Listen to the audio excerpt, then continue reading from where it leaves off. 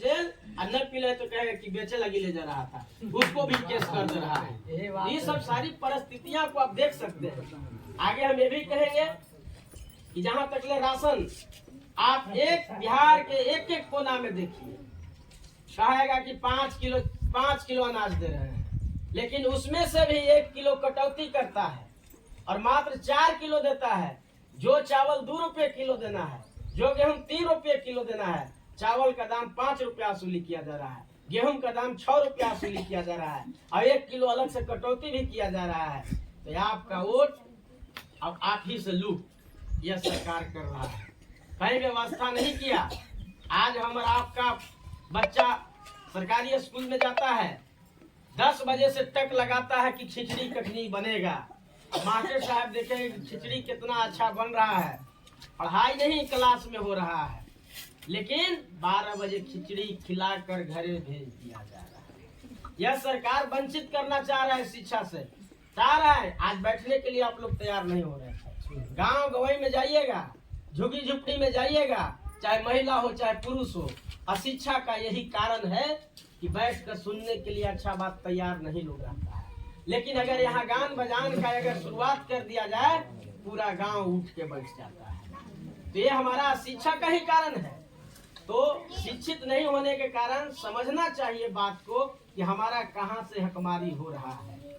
आप ये भी देख सकते हैं कि हम लोग हमेशा विधानसभा में आप देख सकते हैं लालू जी के नाम पर, नीतीश जी के नाम पर, मायावती जी के नाम पर, मोदी जी के नाम पर, कांग्रेस के नाम पर, भाजपा के नाम पर, आरजेडी के नाम पर, जदयू के नाम पर, लोजपा के नाम पर, बहुजन समाज पार्टी के नाम पर बाहरी से कैंडिडेट देता है।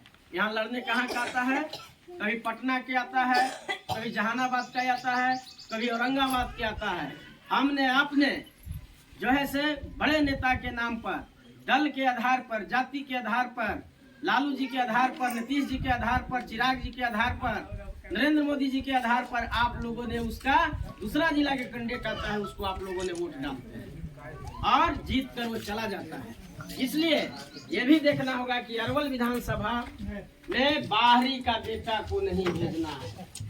आपका घर का बेटा आंधर या लांगड़ होगा, प्यारा वही होता है, सुख और दुख में भाग वही लेता है, बाहरी वाला नहीं लेता है। मैं उदाहरण देता हूँ आप ही के गांव का कि निवास जी, श्रीनिवास जी टीचर थे, आपको अंधरा चक हाई स्कूल तो खुद्दी का चावल बेचकर बच्चों का खेल का सामग्री खरीदे थे और उनको 2 आदमी रोड पर रखकर चावल 5 किलो डीलर से लेकर कहा कि यह स्कूल का चावल बेच रहा है। इनको सस्पेंड कर दिया गया, इनको हटा दिया गया। यह दौड़ल फिरल चल रहे थे। उस समय हम चेयरमैन थे जिला परिषद का। सब कोई बोला कि आप जाइए चेयरमैन साहब। उन्होंने स्पष्ट बोला कि दोनों कंप्लेनर जा दो, डीडीसी जा दो, डीपीओ जा दो और डीओ जा दो, चेयरमैन भी जा दो, तो हम बचेंगे कहाँ। लेकिन एक आदमी उनको बोला कि कम से कम एक बार जाइए चेयरमैन साहब। उस समय आए, मैंने देखा कि शिक्षा समिति के प्रस्ताव में उनका पारित है, सही है गलत नहीं है। उस समय एमपी हमारे अरुण बाबू थे, उस समय एमएलए रविंदर जी थे, लेकिन कोई बाहरी वाला मदद नहीं। अंतोगतवा डीएम साहब के मीटिंग में मैंने खुद क्वेश्चन किया कि यदि शिक्षा समिति ने बेचवाया, 12 सदस्य ने सिग्नेचर किया, तो फिर 12 पे FIR क्यों नहीं, केवल एक व्यक्ति पर। और मैंने उनको निलंबन मुक्त से हटाया और फिर उन्होंने हेडमास्टर बने, अभी जो बेलखारा मध्य विद्यालय में, और मैंने ही बचाया। अगर मैं चाहता कि मैं जादव हूँ, मैं चाहता कि वो भूमिहार समाज के हैं, तो मैं कैसे बचाएं। तो यह जो दल है जन सुराज आदरणीय प्रशांत किशोर जी का, इसमें जातिवाद की नहीं है। हम ये नहीं देखेंगे कि यादव हैं, यह नहीं समझेंगे कि यह कुशवाहा हैं, कुर्मी हैं, कोयरी हैं, या बनिया हैं, या लोहार हैं, या बड़ी हैं, या दांगी हैं, या रोजगार हैं, या बिंद हैं, या आप रविदास हैं, या धोबी हैं, या भूमिहार हैं, या ब्राह्मण हैं, या लाला हैं, या दांगी हैं, या भांगी हैं। मैं यह नहीं समझूंगा।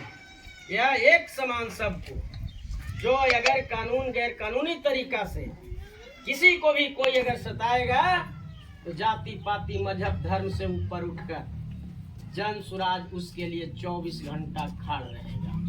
जन सुराज का यह मिशन है कि किसी अपना अधिकार के लिए आदरणीय प्रशांत किशोर जी ने अपनी सारी बुद्धि विवेक संपत्ति और संसाधन